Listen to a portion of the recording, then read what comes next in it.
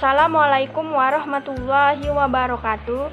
Nama saya Dila Wandasari dari kelas Akuntansi Syariah 1D, mata kuliah Al-Quran.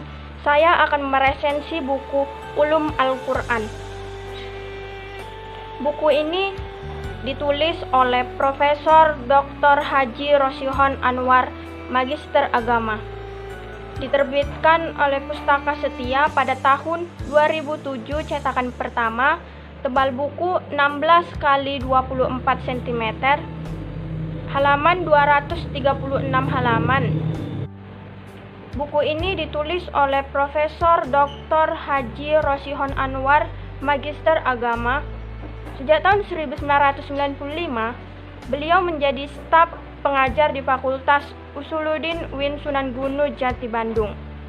Beliau juga menulis beberapa buku, di antaranya Akidah Akhlak, Ilmu Tafsir, dan buku-buku lain bisa dilihat di sini.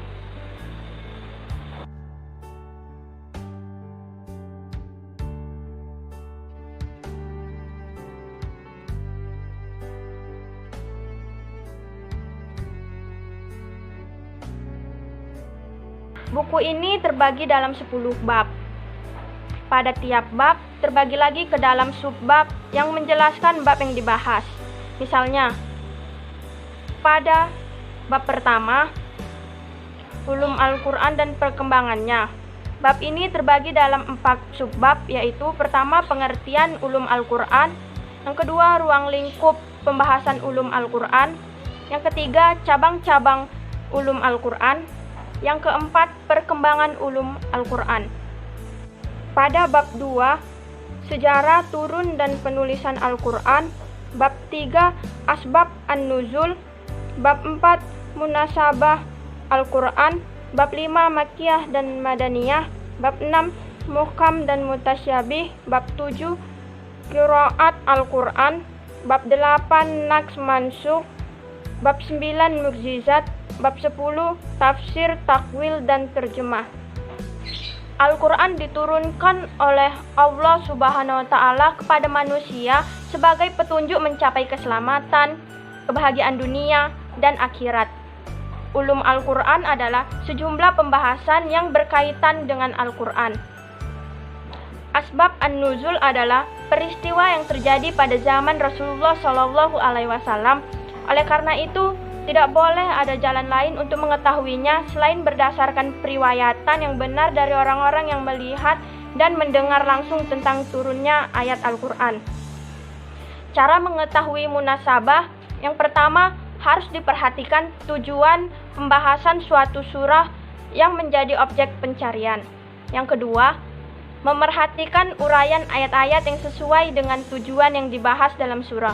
Yang ketiga, menentukan tingkatan uraian-uraian itu apakah ada hubungannya atau tidak. Yang keempat, dalam mengambil kesimpulannya, hendaknya memerhatikan ucapan-ucapan bahasanya dengan benar dan tidak berlebihan. Urgensi pengetahuan tentang makiyah dan madaniyah.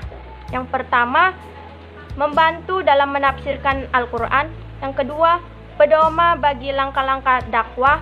Yang ketiga, memberi informasi tentang surah kenabian. Sikap-sikap para ulama terhadap ayat-ayat muhkam dan mutasyabih. Mazhab salaf, yaitu para ulama yang mempercayai dan mengimani ayat-ayat mutasyabih dan menyerahkan sepenuhnya kepada Allah sendiri. Mazhab khalaf, yaitu para ulama yang berpendapat perlunya menakwilkan ayat-ayat mutasyabih yang menyangkut sifat Allah sehingga melahirkan arti yang sesuai dengan keluhuran Allah. Pengertian al-qiraat.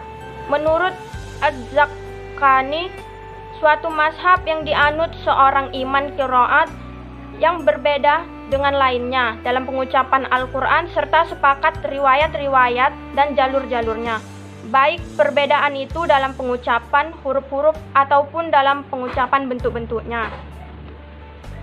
Hikmah keberadaan naks. Pertama, menjaga kemaslahatan hamba. Yang kedua, pengembangan persyariatan hukum sampai pada tingkat kesempurnaan seiring dengan perkembangan dakwah dan kondisi manusia itu sendiri. Pengertian mukjizat, suatu kejadian yang keluar dari kebiasaan, disertakan dengan unsur tantangan dan tidak akan dapat ditandingi. Kelebihan atau keunggulan buku ini, cover buku ini sangat menarik karena pencampuran warnanya yang sangat indah. Buku ini dapat dibaca oleh pembaca dari semua kalangan. Kekurangan buku ini masih ada sejumlah kata-kata yang kemungkinan sulit dicerna oleh pembaca. Tujuan diterbitkan buku ini meskipun ditujukan untuk mahasiswa yang menempuh mata kuliah atau ilmu Al-Quran, namun begitu relevan untuk dibaca masyarakat umum. Sekian resensi dari saya. Apabila ada salah-salah kata, saya mohon maaf. Wassalamualaikum warahmatullahi wabarakatuh.